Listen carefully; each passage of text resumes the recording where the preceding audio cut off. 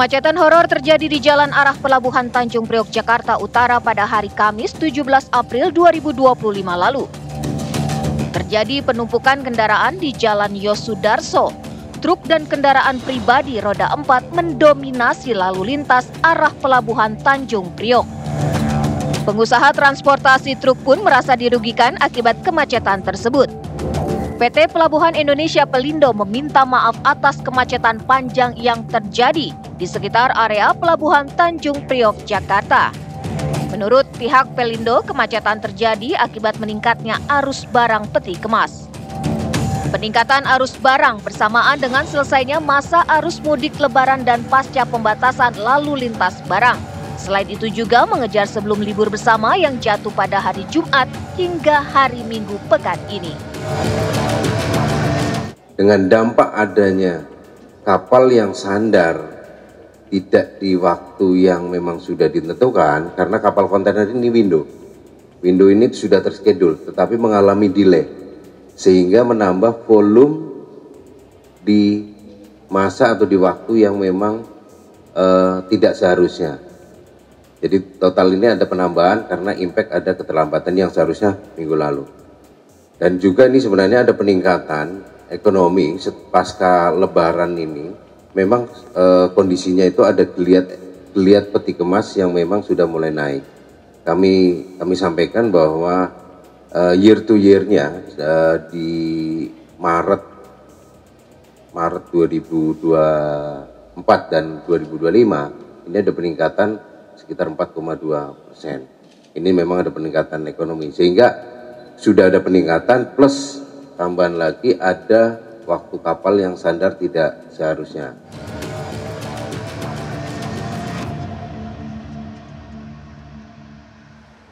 Bak film horor pemirsa, kemacetan panjang ini terjadi di Pelabuhan Tanjung Priok, Jakarta Utara beberapa hari lalu. Kemacetan yang begitu parah ini terjadi menyebabkan antrian kendaraan dan juga truk terjadi khususnya di Jalan Yosudarso pemirsa. Bahkan beberapa kendaraan ini terpaksa berhenti mematikan kendaraannya akibat kemacetan yang terjadi hingga memakan waktu berjam-jam. Lantas apa sebetulnya yang menjadi penyebab kemacetan dan juga antrian panjang ini terjadi, dan apakah akan ada evaluasi serta ganti rugi bagi pihak yang dirugikan, serta sebetulnya berapa pemirsa kerugian yang ditaksir akibat kemacetan menuju Pelabuhan Tanjung Priok ini? Kita akan bahas malam hari ini bersama dengan sejumlah narasumber. Saya akan perkenalkan satu persatu. Sudah hadir di studio TV One, ini ada Cap Marcelus Hakeng Jawa Wibawa selaku Direktur The National Maritime Institute. Assalamualaikum, selamat malam Cap. Selamat malam Mbak Vena, saya revisi sedikit. Saya dari ISC. Dari ISC, oke. Baik, terima kasih Cap atas revisinya. Siap. Selain Cap Marcelus juga sudah hadir bersama kami melalui sambungan virtual, ada Ketua Umum Asosiasi Pengusaha Truk Indonesia, Aptrindo, ada Bapak Gemilang Tarigan. Selamat malam Pak Gemilang. Selamat malam Mbak Vena. Salam dari Sumatera. Oke, salam dari Sumatera ke Jakarta ya Pak. Oke, selain dua narasumber kita juga kita tentunya akan menunggu ya kehadiran untuk dialog kita malam hari ini. Bergabung Direktur Utama Pelindo, ada Bapak Arief Suhartono. Tapi sebelum kita memulai dialog kita, kami akan ajak Anda pemirsa untuk menuju ke Pelabuhan Tanjung Priok, Jakarta Utara. Sudah ada rekan kami Felicia Amelinda yang sudah siap mengabarkan situasi lalu lintas, kondisi terkini dari sana. Apakah masih terjadi kemacetan dan juga antrian panjang malam hari ini, Felicia? Ya, selamat malam Vena Kintan dan juga pemirsa. Untuk situasi lalu lintas yang berada di sekitar Pelabuhan Tanjung Priok, ini tepatnya di tempat kami mengabarkan di simpang Pelabuhan Tanjung Priok, Jakarta Utara, memang terlihat sudah tidak ada kemacetan ataupun kepadatan kendaraan yang terjadi. Dan ini kendaraan juga sudah mulai bisa mengendarakan kendaraannya dengan kecepatan normal dan tidak ada kemacetan. Dari tadi kami lihat juga truk juga sudah mulai berlalu lalang dengan normal. Tadi juga lalu lintas sejak sore tadi, bahkan sejak siang tadi juga tidak ada kemacetan. Dan pemirsa, memang dari 2 hari yang lalu atau pada Kamis 17 April 2025 ini memang telah terjadi kemacetan yang sangat panjang di kawasan Pelabuhan Tanjung Priok, yang mana ini mengakibatkan adanya antrian kendaraan atau kemacetan yang sangat parah hingga berjam-jam. Dan ini mengular pemirsa ke berbagai titik yang berada di sekitar Jakarta Utara seperti Yosudarso, kemudian ke Tol Wiyoto Wiono, Jalan Raya Cakung, dan juga di sejumlah titik lainnya. Dan kepadatan kendaraan ini memang terjadi akibat peningkatan arus barang peti kemas yang akan melakukan kegiatan receiving delivery, khususnya di New Priok Container Terminal 1.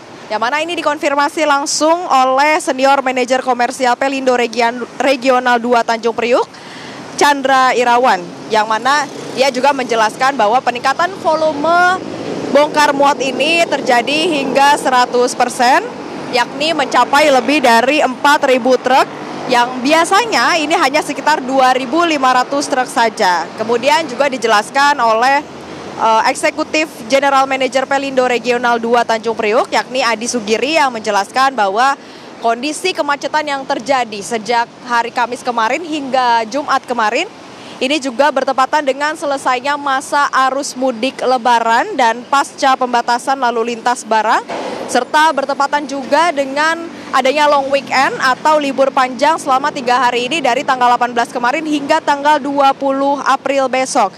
Dan dikonfirmasi juga bahwa volume bongkar muat yang meningkat ini tidak ada kendala dari segi sistem operasi dari gate ataupun dari sistem operasi lainnya. Dan ini benar-benar murni karena memang adanya peningkatan volume bongkar muat yang terjadi pasca Lebaran dan juga pada saat long weekend. Dan Kepala Kantor Kesyah Bandaran dan Otoritas Pelabuhan M. Takwin juga mengatakan bahwa Pelindo, kemudian KSOP, operator, Polres Pelabuhan akan melakukan pengawasan terhadap kegiatan receiving dan juga delivery ini di setiap terminal dan akan melakukan pemindahan bongkar muat dari satu terminal ke terminal lain, yang mana ada 2 terminal yang menjadi lokasi pemindahan, yakni Terminal Koja dan juga JICT. Dan saat ini memang kondisi lalu lintas sudah kembali normal, tidak ada kemacetan sehingga para pengendara yang ingin melewati jalur Pelabuhan Tanjung Priok ini dapat mengendarai kendaraannya dengan kecepatan normal.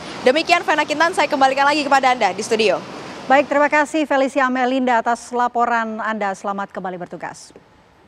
Untung saja kalau kita lihat kondisi terbaru di Pelabuhan Tanjung Priok ini sudah tidak macet lagi ya, Cap. Tapi kalau kita lihat ya dari kemacetan kemarin terjadi, akar permasalahan ini apa sih? Ya, akar permasalahannya Mbak, itu saya lihat memang sepintas terlihat seperti ada yang dijelaskan oleh banyak pihak ya. Ada penambahan truk-truk kontainer yang datang dan juga kontainer-kontainer yang hendak dibongkar muat dan juga adanya kapal-kapal yang hendak sandar di saat yang hampir bersamaan atau tadi dijelaskan juga karena delay.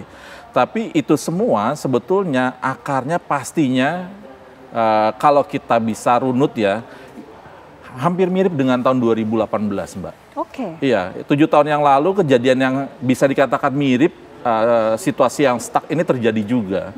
Di mana di situ juga kita mencari alasan nih, mencari kambing hitam ya. Dan akhirnya disepakati untuk dibuat buffer zone, buffer area, di mana ketika ada penumpukan otomatis truk-truk akan dialihkan ke area buffer tersebut untuk nanti mereka parkir dulu di situ sebelum bisa masuk ke tempat yang sesungguhnya sehingga truk tidak menumpuk di jalan-jalan raya. Panjang begitu ya. Tapi kenyataannya situasi yang sama malah terjadi saat ini dan kita lihat sangat-sangat parah. Saya termasuk korban loh Mbak. 6 jam lebih. Berapa saya jam? Ada 6 jam lebih. ada di daerah situ karena kebetulan saya memang sering beraktivitas di daerah pelabuhan ya sebagai pengamat maritim. Dan betapa sengsaranya bagi para pengendara mobil pribadi maupun pengguna kendaraan umum ketika kejadian itu terjadi di daerah utara itu. Banyak rekan-rekan saya yang bahkan sampai jalan kaki, dan ini semua memang harus dicari penyelesaiannya sehingga tidak akan terulang lagi. Yang pertama saya lihat berarti memang mungkin para pihak ini tidak berhitung ulang ketika terjadi situasi di mana mudik begitu lancar kita laksanakan. Kita apresiasi pemerintah, lalu ada sekitar penahanan kegiatan 16 harian bagi para pengusaha truk. Pasti ada titik di mana bola atau balon ini akan pecah. Nah, kejadiannya itu Rabu sama Kamis kemarin, dan sepertinya para pihak ini tidak bisa memprediksi, tidak bisa mensimulasikan bahwa kejadiannya itu akan terjadi hari itu. Ya. Ditambah libur bersama ya, cuti bersama yang dilakukan dari Jumat dan sebagainya. Nah, saya harapkan sih dengan diskusi kita kali ini kita ada semacam solusi ya yang bisa kita berikan kepada pemerintah maupun kepada mungkin di sini ada Pelindo, ada Tanjung Priok dan juga pemerintah Jakarta agar ke depan situasi ini tidak berulang lagi. Baik, kalau Kep Marcelus ini menjadi korban harus macet hingga 6 jam. Pak Gemilang, mungkin Anda punya laporan begitu dari para sopir truk di kemacetan mereka sampai berapa lama dan kerugiannya itu sebetulnya berapa sih? Baik Mbak, terima kasih. Sebetulnya kemacetan ini tidak perlu terjadi karena tanggal 20 Maret 2025 kami sudah mengingatkan pemerintah jangan larang truk terlampau lama, sampai kami demo pada saat itu Mbak. Karena kami prediksi apabila truk selama 16 hari ditahan, pelabuhan Tanjung Priok stagnasi pada saat Lebaran. Tapi karena kami tidak didengar, demo kami dianggap angin lalu, maka terjadi tahu-taunya sehabis Lebaran. Ini kenapa terjadi hal ini? Karena bersamaan dengan habisnya Lebaran, ada kebijakan Trump di mana 90 hari ke depan biaya masuk ke Amerika akan dinaikkan gila-gilaan. Sehingga eksportir Indonesia berbondong-bondong untuk memasukkan barang ekspornya ke Tanjung Priok. Berarti ada dua kegiatan yang bertabrakan dengan hal yang sama dalam waktu bersamaan. Pertama, semua pabrik ataupun orang-orang menarik kontainer impornya dari pelabuhan, sementara di sisi lain eksportir mendorong seluruh kontainer masuk ke pelabuhan. Terjadi stagnasi. Inilah kalau apa yang kita sampaikan tidak didengar. Dan cilakanya salah satu pelabuhan yang namanya NPCT1 enggak ribut, enggak meningkat juga, udah selama ini mau macet kok. Dia tuh nggak bisa, dikit aja naik langsung macet. Jadi, dan itu sudah dirapatkan berkali-kali, sudah ada di dalam, kalau dibuka di media itu semuanya udah ada dipaparkan oleh kita terhadap itu. Bahkan kami memprediksi ada kapal yang akan kembali ke negara asal membawa barangnya, tidak bisa dibongkar di pelabuhan Tanjung Priok. Itu prediksi kami. Lihat jejak digital yang pernah kami sampaikan tanggal 20 Maret. Karena kebijakan yang dibuat oleh pemerintah itu adalah kebijakan yang luar biasa.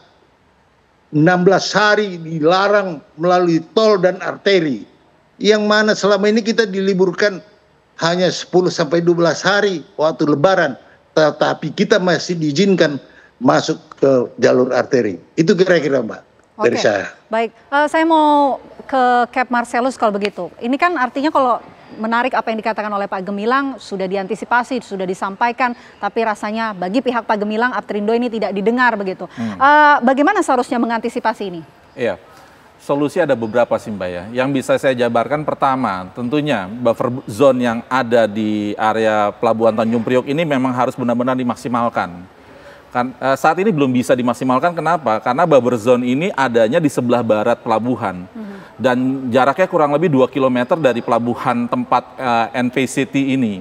Sehingga efeknya apa? Ketika contoh truk-truk yang dari sebelah barat, yang dari area barat Jakarta itu mereka datang, pas nih, buffer zone-nya memang tepat ada di situ, sehingga mereka nggak perlu lagi berputar dan sebagainya.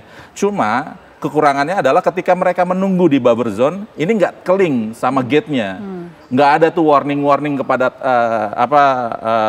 truk-truk atau supir truk, sehingga efeknya apa? Ketika mereka santai, supir truk ini bisa jadi antriannya diserobot sama supir truk yang lain. Itu yang pertama. Yang kedua, yang dari timur. Nah, ketika dari timur nggak bisa langsung karena penuh, mereka harus ke buffer zone, berarti mereka harus bolak-balik 4 km. Nah, disitulah saya bilang harus ada langkah strategis, langkah antisipatif gimana caranya nih supaya buffer zone ini bisa benar-benar dimaksimalkan. Itu yang pertama. Yang kedua, kita sudah sama-sama bisa mengkalkulasi ini, karena kenapa? Dari dulu kita sudah mengingatkan jangan pernah ada pintu masuk utama bagi sebuah pelabuhan itu di area jalanan umum. Dari 7 sampai 8 tahun yang lalu kita sudah mengingatkan ketika pembangunan jalan tol lingkar luar dari Cibitung atau dari Cikarang ke arah Jakarta, itu kita sudah berpikir nanti itu akan masuk langsung ke kawasan Berikat Nusantara atau daerah Marunda. Pada kenyataannya saat ini belum.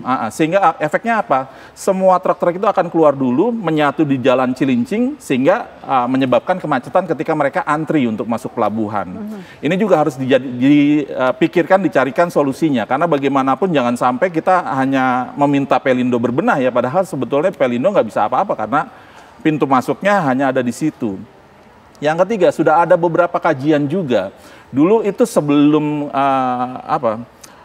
jalan tol dari Cikarang menuju Jakarta itu dibuat, ada proyek strategis nasional, Mbak. Namanya kita menggunakan alternatif Kali Cibitung Laut atau CBL, Cibitung Bekasi Laut ya. Kali ini kita gunakan sebagai sarana transportasi bagi kontainer-kontainer yang akan kita bawa ke arah kawasan industri di Cikarang maupun di daerah Karawang. Nah, dengan begitu mereka tidak akan langsung bersinggungan dengan jalan-jalan utama, jalan-jalan arteri yang ada saat ini. Dan saya kurang paham kenapa pada saat itu di tahun 2022 proyek strategis nasional ini di take down. Dikarenakan menurut kajian tidak akan terlalu bernilai positif, dikarenakan kita sudah punya jalan tol dari Cikarang menuju Jakarta. Dan mungkin kalaupun saat ini itu dilaksanakan dengan beban sungai CBL yang sudah begitu besar menjadi tumpuan warga Bekasi dan Jakarta terkait dengan banjir, ya akan ada efek juga ketika ternyata dijadikan sarana transportasi untuk mengangkut kapal-kapal yang akan mengangkat kontainer ini untuk ke arah Cikarang dan Karawang. Jadi alternatif-alternatif ini harusnya bisa digunakan selain daripada kita memisahkan juga, harus bisa dipisahkan antara jalur kontainer ini dengan jalur transportasi masyarakat umum.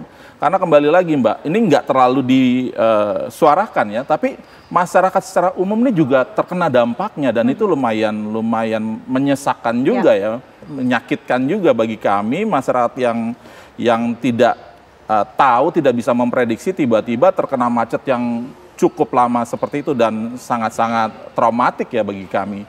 Jadi harapan kami sih, harapan kita bersama terutama, kita semua bisa berkumpul untuk bisa mencari alternatif-alternatif tadi, membuka pintu dari tol Cikarang Jakarta langsung di KBN, lalu juga tadi area-area untuk tempat truk ini berkumpul itu buffer zone-nya kita maksimalkan. Yang ketiga juga mungkin proyek strategis nasional Kali CBL itu bisa kita coba untuk kaji ulang kembali. Itu pandangan dari saya, Mbak. Ya, itu pandangan dari Kep Marcelus yang berharap mudah-mudahan ada alternatif dan juga langkah antisipatif yang bisa dilakukan untuk tentunya menghindari adanya kemacetan yang mungkin terjadi begitu di masa depan. Nanti kita akan dengar ya dari pihak Pelindo bersama dengan Direktur Utama Pelindo, tapi kami jeda terlebih dahulu. Pemirsa, apa kabar? Indonesia Malam akan kembali untuk Anda sesaat lagi.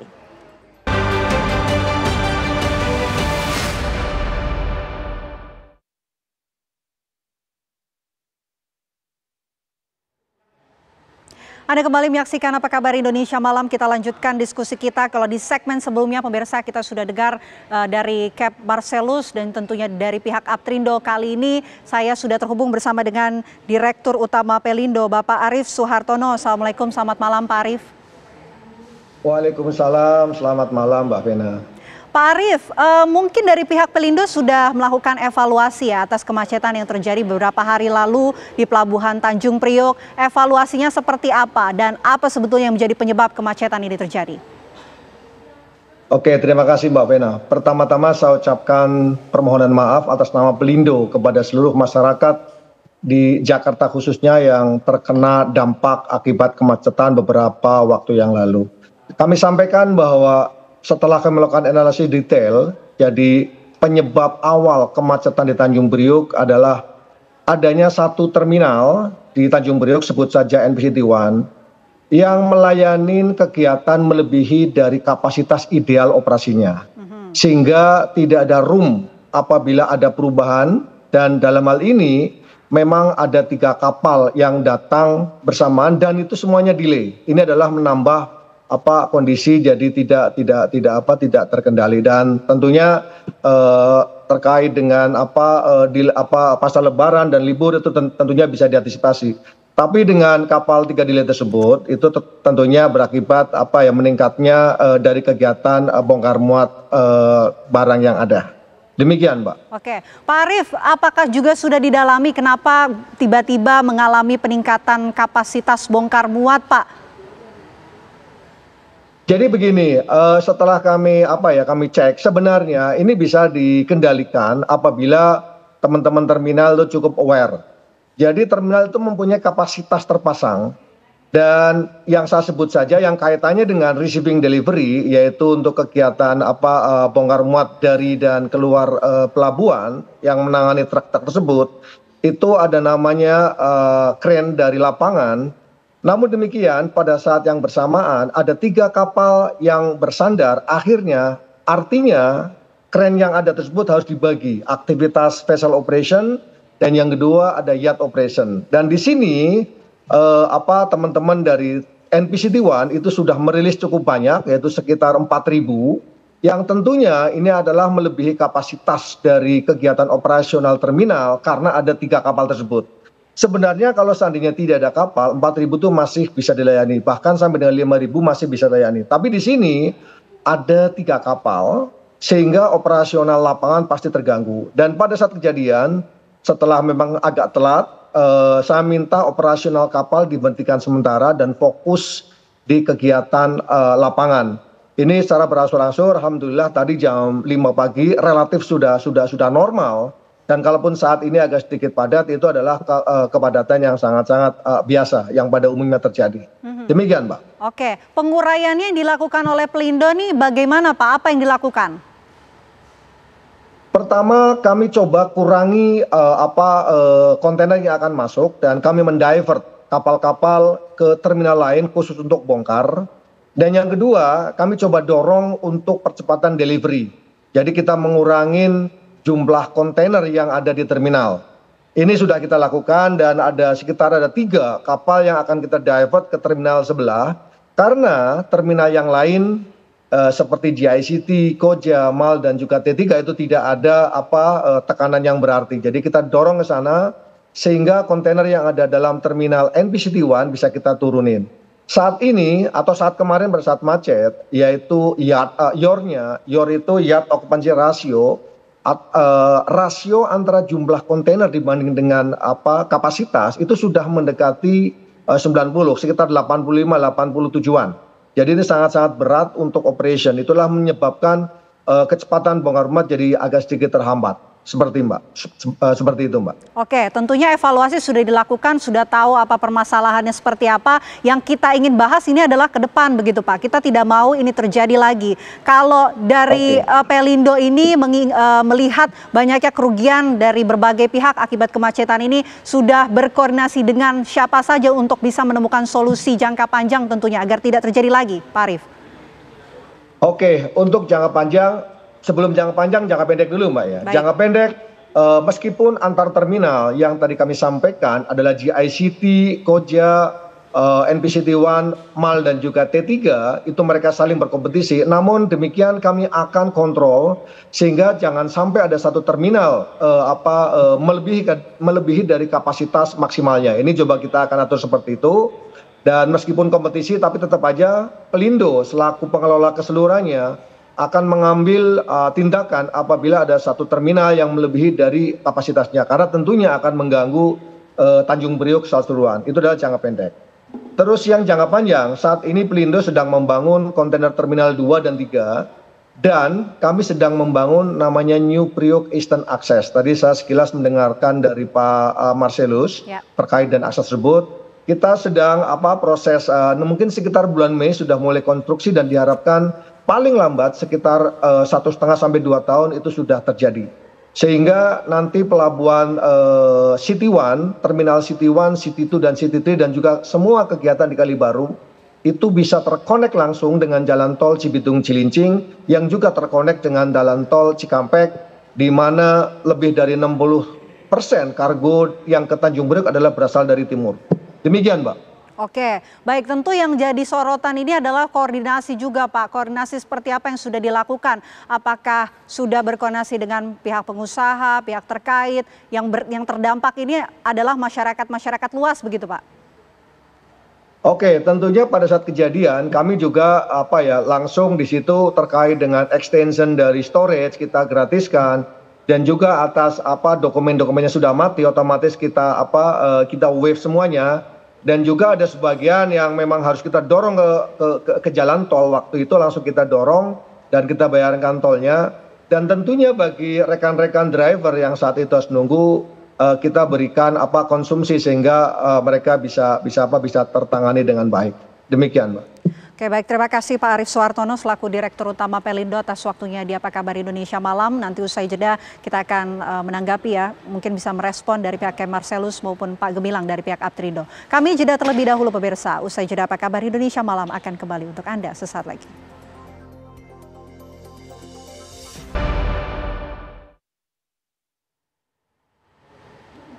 Anda masih menyaksikan Apa Kabar Indonesia Malam. Kembali kita lanjutkan diskusi kita malam hari ini pemirsa. Saya mau ke Aptrindo, Pak Gemilang. Pak, ini apa yang sudah dikatakan oleh pihak Pelindo, penanganan yang sudah dilakukan dan tentunya langkah ke depan, solusi jangka pendek dan juga jangka panjang yang akan dilakukan. Silakan direspon Pak Gemilang.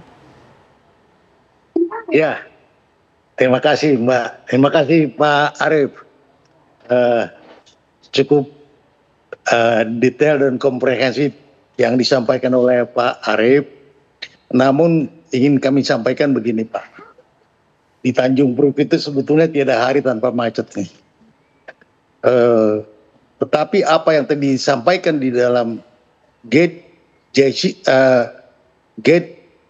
NPCT1 itu sangat-sangat menjadi problem. Karena gate-nya berada di dekat pinggir jalan besar. Ketika ada 3-4 truk aja berngantri, maka sudah mengeluar kemana-mana. Akibatnya mengunci kepada terminal-terminal lain. Ini sudah berulang kali terjadi dan sering kita sudah sampaikan untuk dilakukan koreksi terhadap itu.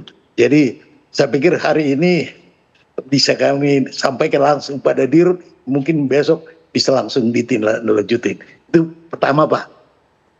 Yang kedua, kami mohon supaya setiap terminal itu punya standar terminal runtime-nya tiap-tiap terminal, sehingga tidak terminal itu menampung kapasitas menampung kontainer di luar kapasitasnya Pak, sehingga truk-truk yang masuk dan keluar dari terminal itu punya standar waktu berapa menit. Kalau di Asia sekarang kan 45 menit turnaround time truk itu sudah terjadi.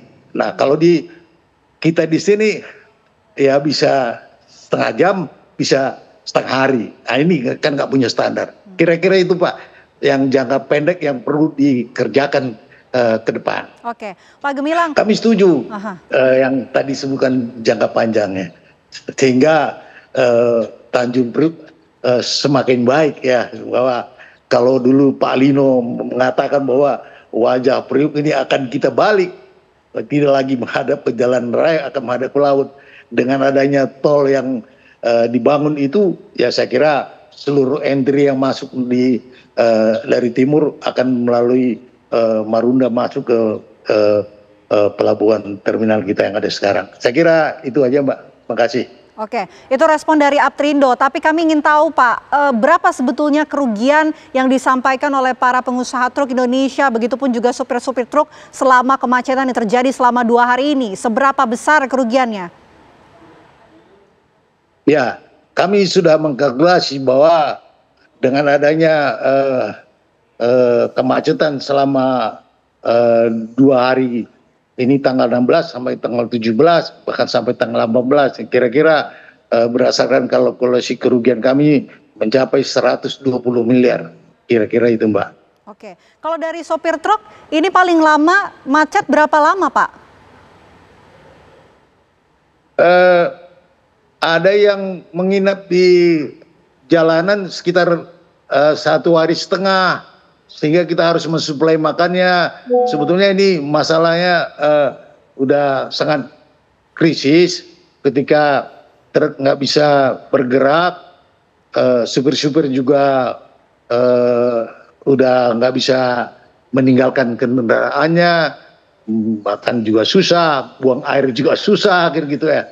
Sementara orang-orang yang terjepit di dalam kemacetan itu ambulan, yang harus jalan kaki, dibawa ke rumah sakit, gitu. Kemudian jenazah juga harus sudah dibawa pakai Gojek, dan macam-macam yang sudah terjadi pada saat itu. Ya, kami sebagai pengusaha prihatin melihat kejadian-kejadian seperti ini. Maka untuk ke depan, ya saya kira perlu kita bicarakan bersama. Sebetulnya 3 hal yang membuat pelonjakan ini. Pertama adalah ekses daripada barang impor yang tertahan di pelabuhan selama Lebaran mau diambil semua, dan ekspor yang membludak karena kebijakan Trump ini. Kemudian ketiga adalah adanya kurs yang begitu besar sehingga eksportir itu merangsang eksportir itu untuk mengejar itu supaya mereka bisa langsung segera mengekspor barang-barangnya. Gitu, Mbak. Jadi sebetulnya Tanjung Priok ini kalau soal macet itu sudah menjadi sarapan tiap hari, Mbak. Supir-supir udah teriak tiap hari, tetapi tidak membuat macet yang sedemikian panjang sehingga mengakibatkan masyarakat merasa terganggu dan korban. Baik. Termasuk kami. Oke. Baik, tapi kerugian yang ditaksir ini kira-kira mencapai 126 triliun rupiah seperti yang disebutkan tadi, Pak? Bukan triliun, Pak. Miliar. 126 miliar rupiah. Khusus pengusaha truk. Tetapi indirect, kerugian eksportir, kerugian importir itu bukan dalam kalkulasi kami, Mbak. Ini hanya kerugian yang dialami oleh pengusaha truk. Oke, tentu juga kerugian ini tidak sedikit. Begitu besar kerugiannya, langkah apa Pak yang akan dilakukan oleh Aptrindo berikutnya? Kami sudah mempersiapkan tuntutan kepada NPC 1 karena kami tahu bahwa terminal ini yang mengakibatkan kemacetan yang mengular sampai kemana, karena ini nggak bisa ditolong, sehingga kami merasa bahwa sumber malapetaka ini dari NPC 1, sehingga kami akan ajukan klaim ganti rugi ke sana. Kira-kira begitu, Mbak. Baik, kalau dari Aptrindo akan melakukan ganti rugi atas kerugian kurang lebih 126 miliar rupiah. Cap, mungkin bisa direspon penanganan yang sudah dilakukan oleh Pelindo begitu? Iya. Saya lihat penanganannya memang pasti kasuistis ya, Mbak ya. Ketika tadi Pak Dirut menjelaskan, saya juga bisa melihat bahwa itu memang penanganan yang berdasarkan kejadian sehingga harus ditangani seperti apa. Saya lebih juga hendak mendorong bahwa kalau bisa jangan 1-2 tahun, Mbak. Karena memang tentunya masyarakat Jakarta Utara ingin setidaknya merasakan nikmatnya kota Jakarta yang tentunya tidak macet sebagaimana daerah-daerah lain yang sangat-sangat jalanannya tuh lapang dan juga bisa dilalui oleh anak-anak atau apapun gitu ya, yang saya belum melihat Jakarta Utara ini mendapatkan fasilitas sebagaimana yang mereka hendak dapatkan. Lalu juga tadi juga saya melihat bahwa yang dikatakan ada sekitar 4.000-an ya, 4.000-an kontainer. Tapi saya mendapatkan informasi lagi bahkan lebih, itu bisa sekitar 6.000 sampai 7.000-an. Berarti memang ada tools yang sepertinya tidak aware terkait dengan situasi ini. Kapasitas 2.500 ketika hendak capai batasnya, kenapa tidak ada alarm gitu, semacam alarm. Tentu prediksi ini setidaknya 1-2 hari sudah bisa dilihat. Tadi saya lihat ada keinginan yang positif dari Direktur Utama Pelindo bahwa dia akan menegur terminal-terminal yang sifatnya masih parsial saat ini, supaya ke depan bisa lebih bekerja sama. Saya melihat itu salah satu tools yang mungkin bisa dijadikan sebagai langkah paling cepat yang bisa dilakukan untuk bisa menghindari kejadian serupa bisa terulang lagi. Mungkin kita diberikan semacam batasan, misalnya contoh maksimumnya 2.500, berarti di 2.000 atau menjelang 2.500 ada rate-nya, sehingga ketika melampaui ya otomatis langsung di auto reject ataupun langsung dialihkan, sehingga nggak ada lagi alasan bahwa yang memesan ataupun yang berkegiatan bisnis hanya di NPCT 1 ya. Sebagaimana kita ketahui, NPCT 1 ini terminalnya memang hasil kerjasama dari banyak pihak sih Mbak. Dari Pelindo sendiri sebagai perwakilan dari Indonesia, juga dari dunia internasional, investasinya masuk di sana. Sehingga penting bagi mereka untuk bisa segera mendapatkan keuntungan ataupun mengembalikan keuntungannya itu. Sehingga kapal-kapal pun secara internasional ada kemungkinan diarahkan ke sana. Tapi dengan melihat situasi ini tentu ada alasan lebih lagi bagi kita untuk mengutamakan masyarakat Jakarta pada umumnya, sehingga ke depan kita bisa memiliki alasan bahwa jika ini terjadi, yang kami akan mendapatkan class action dari Pak Gemilang gitu ya. 120 miliar itu angka yang lumayan besar kalau misalnya memang itu nanti disetujui oleh pengadilan. Belum lagi masyarakat tentunya kerugiannya juga tadi intangible, misalnya kerugian dari para pihak yang hendak mengirim dan ternyata delay dan lain sebagainya, kapal yang ternyata tidak jadi sandar, itu semua sesuatu yang akhirnya merugikan NPCT 1 sendiri dibandingkan ketika mereka membagi kuenya secara langsung ya. Apabila mereka ternyata tidak mampu ya bagi aja ke TPK Koja ataupun GICT, terminal-terminal yang lainnya. Bahkan kita bisa langsung sharing tuh ke Patimban, bisa dialihkan kapal-kapalnya ke sana. Buat apa juga kita punya banyak pelabuhan kalau misalnya ternyata fokusnya hanya di NPCT 1. Walaupun saya juga melihat ya bahwa keinginan untuk membesarkan Priok ini lumayan besar dari Pelindo. Bahkan sampai niatnya tuh NPCT 11.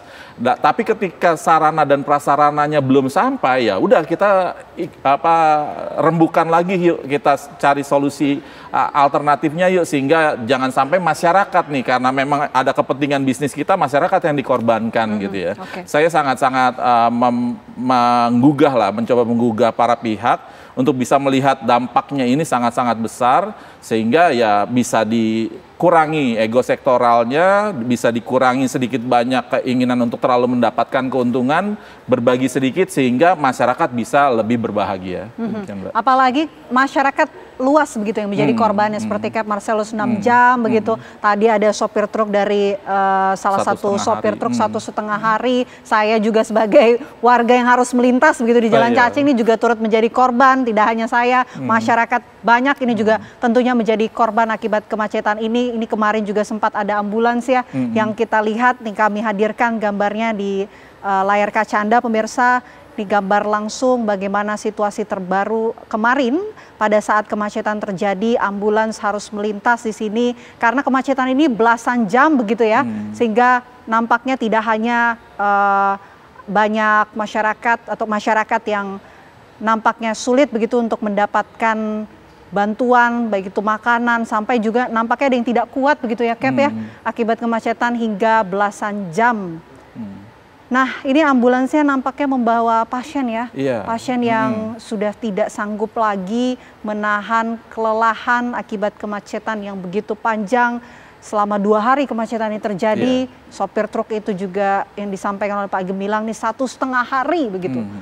Bahkan kereta pun kena macet. Baik, sekarang saya mau ke Pak Gemilang kalau begitu. Pak Gemilang, apa sih yang sebetulnya diharapkan oleh Aptrindo ke depannya untuk menghindari hal-hal ini bisa terjadi lagi di masa depan?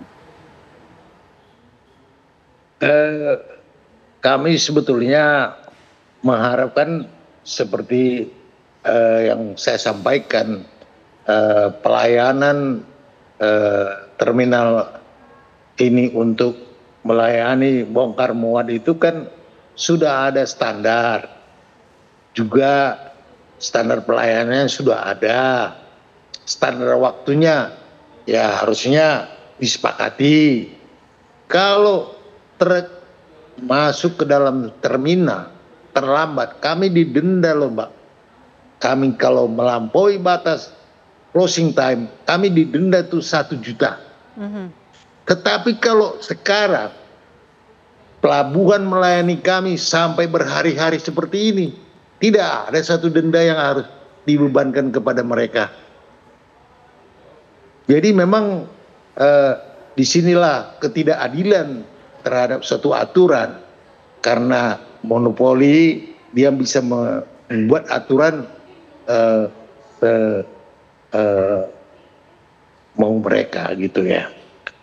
Kalau kami terlambat didenda, kalau dia terlambat pelayanan denda juga dong. Itu baru fair namanya. Kalau enggak, mari kita bebas-bebas saja gitu ya. Oke. Baik. Itu yang diharapkan. Pelayanan yang pernah diuji cobakan juga tidak berhasil, yang namanya terminal booking system and return cargo. Hampir 10 tahun itu tidak terjadi sampai hari ini. Jadi memang ya kita harus ngelus dada ini terhadap pelayanan di pelabuhan ini yang selalu mengorbankan truk dan supir-supir, sehingga kita harus menderita di luar pelabuhan ini, kemudian juga seperti masyarakat yang tentunya juga merasakan itu. Jadi ya mulai ini adalah warning ke depan, kita semua berupaya sesuai pekerjaan itu sesuai standar lah, jangan rakus ya. Kepada semua terminal. Kalau nggak ada kapasitas, ya berikan kepada sebelahnya lah. Sebelahnya nganggur-nganggur, sini nggak sanggup. Tapi ordernya tetap aja ditempatkan di tempat yang terminal yang satunya. Berlomba-lomba mereka itu, bolehlah bersaing antar terminal. Tapi jaga standar. Saya kira itu supaya semua aman. Ikuti standar gitu, dan tentunya ada aturan yang fair, itu yang diharapkan oleh Aptrindo. Baik, terima kasih banyak Pak Gemilang atas waktunya di Apa Kabar Indonesia Malam. Sebelumnya juga sudah terima kasih Kap Marcelus sudah bergabung selama kurang lebih setengah jam, 30 menit bersama kami di Apa Kabar Indonesia Malam.